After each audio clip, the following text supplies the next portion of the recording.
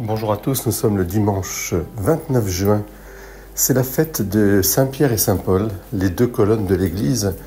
Et nous sommes heureux, en premier lieu, tout en ouvrant nos fenêtres de cette journée magnifique, de ce jour du Seigneur, de fêter Saint-Pierre et Saint-Paul, de fêter les Pierre et Paul que nous connaissons, qu'ils soient bénis pour leur patronage, qu'ils soient les colonnes de l'Église, Saint-Pierre et Saint-Paul, nous n'en doutons pas. Et souvent dans nos églises, nous avons des Pierre et des Paul qui sont admirables de service et de présence. Pierre, Simon, appelé Pierre Képhas, et Paul, Saul, devenu Paulus, le petit. Voilà sur quoi est basée l'Église. La pierre, c'est-à-dire cet instrument humble qui permet de s'enfouir pour monter une grande maison. C'est la pierre qu'a voulu Jésus pour continuer son œuvre d'union entre Dieu et les hommes.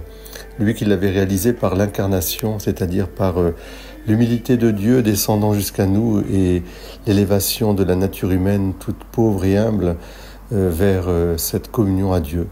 Et puis, je pense aussi beaucoup aux maçons, à ceux qui construisent la maison des hommes. Ils savent que les pierres sont humbles et en même temps fortes. Et puis, destinée tout à fait incroyable aussi de Saul, lui qui était au contraire quelqu'un de très élevé et qui a accepté d'être mis à bas de son cheval d'orgueil pour devenir le Paul, lui qui était Saul et qui persécutait, est devenu Paul, le petit avorton de Dieu, comme il le dira.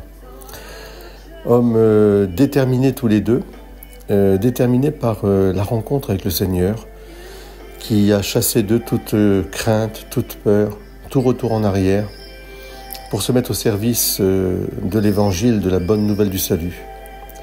Alors, pour nous tous aussi, en ce dimanche, je vous invite à vous appuyer sur ces deux colonnes, Pierre et Paul, à pratiquer leurs épîtres, leurs lettres. Elles sont magnifiques, les lettres de Paul, comme les lettres de Pierre.